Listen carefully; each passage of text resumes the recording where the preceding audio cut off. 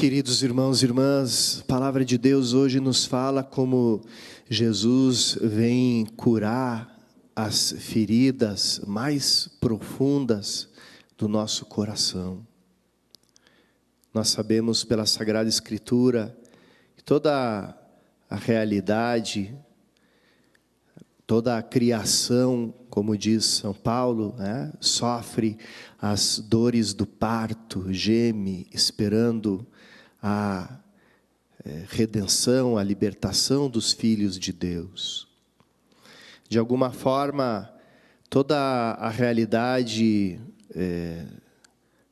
de mal, mesmo de doença física, tem uma ligação misteriosa com a realidade do pecado, porque o plano de Deus não incluía, o plano original de Deus não incluía que o ser humano ficasse doente.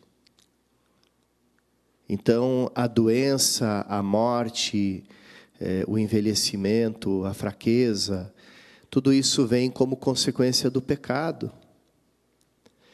Então, para começar a obra redentora, Jesus não parte das consequências, ele vai para as causas. Ele redime o homem começando por aquilo que está no seu coração, por aquilo que está no seu interior. Antes de curar o corpo, ele cura a alma, o coração, o espírito, o interior do homem. Então, a partir disso, depois vem também a cura daquilo que está fora, daquilo que é a consequência ou a manifestação do pecado do ser humano. A gente não gosta normalmente de ouvir falar da realidade do pecado. A gente vive num mundo que esconde essa realidade. E esconde porque existe no fundo uma falta de esperança. Como o mundo não reconhece nenhum Salvador, então ele prefere ignorar que existe o mal. É melhor esquecer que existe o mal, que existe o pecado, porque se a gente reconhecer isso, a gente que não espera nenhum Salvador, então vamos ficar muito tristes, muito desesperados. Então é melhor esconder os males para debaixo do tapete. Mas a igreja olha para o pecado a partir da esperança e a partir da misericórdia de Deus.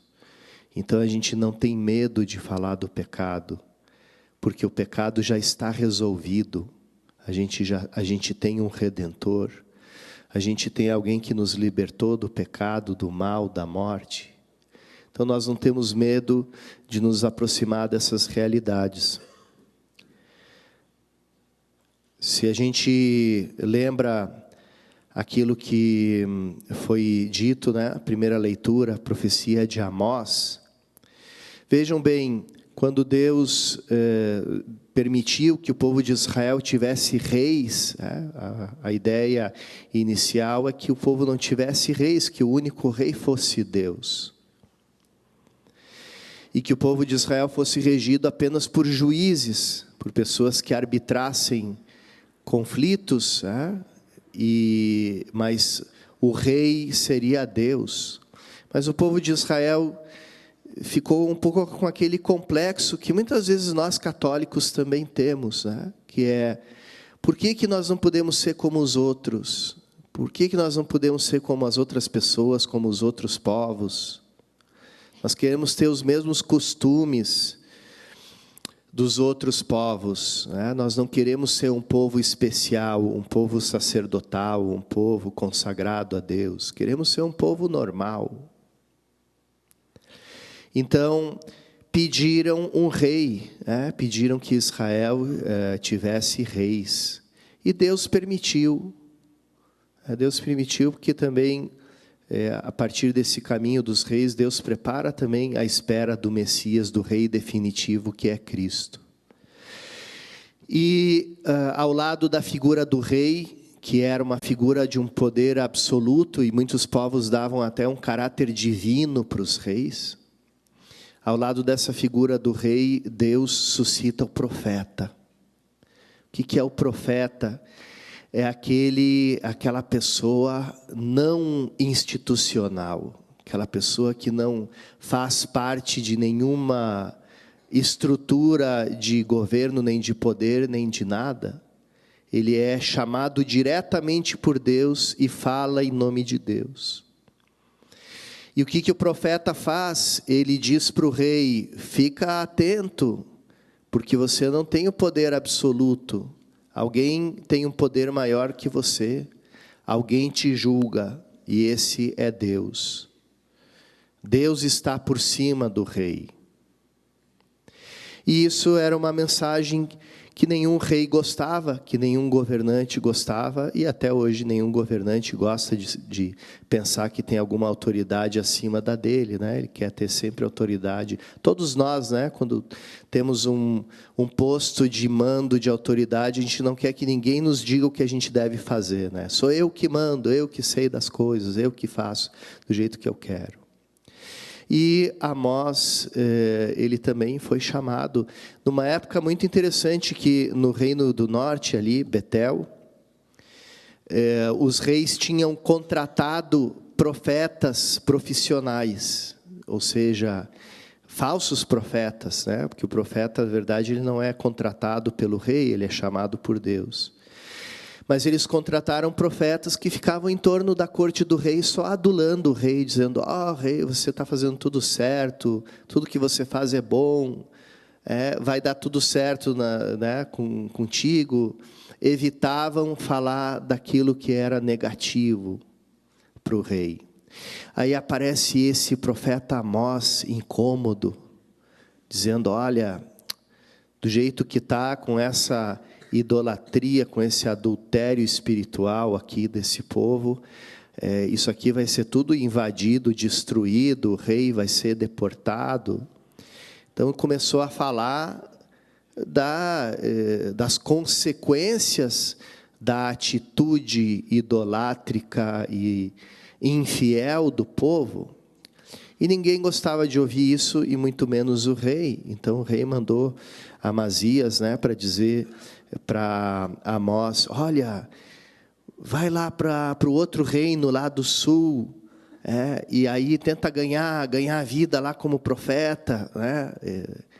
Consegue emprego de profeta lá no sul.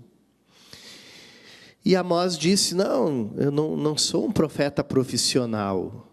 Quem me chamou foi Deus. A minha profissão não era profeta, era pastor de rebanhos, plantador de sicômoros. Mas Deus me chamou e disse: profetiza. E aí Amós ainda diz, né? E por falar nisso, tem uma profecia contra você também, né?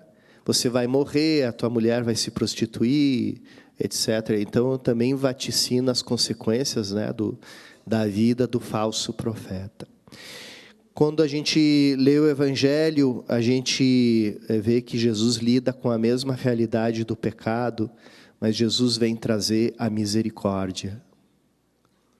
Então, ele vem para curar, ele vem para restabelecer. Os profetas vinham para denunciar o erro. Jesus, ele também denuncia o erro, mas ele, mais do que tudo, ele mostra que diante daquele erro, os planos de Deus são planos de amor e planos de misericórdia. Ele olha a fé das pessoas que levaram o paralítico, ele vê que o paralítico precisa ter uma cura do seu coração antes de ter uma cura do seu físico. E ele proclama esse perdão antes de dar a cura física para o paralítico.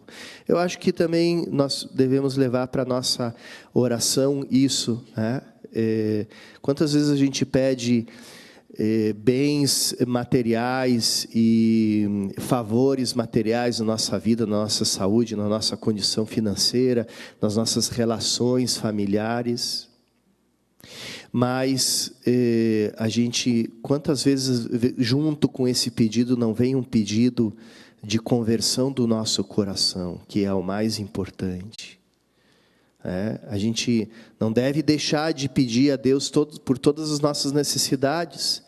Isso é reconhecer a soberania dele na nossa vida. Quando a gente pede também pelas nossas necessidades materiais. Mas a gente sabe que Deus pode fazer muito mais, e Ele quer fazer muito mais. Então, junto com esses pedidos, a gente pede também a conversão do nosso coração, a nossa santificação. E esse pedido nos coloca na linha com a vontade, com o plano de Deus, e a gente, por meio desse pedido, também experimenta a misericórdia e o amor de Jesus. Vamos levar tudo isso para a Eucaristia, Pedir a Jesus que tenha misericórdia de nós, que nos faça santos, e também nos ajude em todas as coisas que a gente necessita.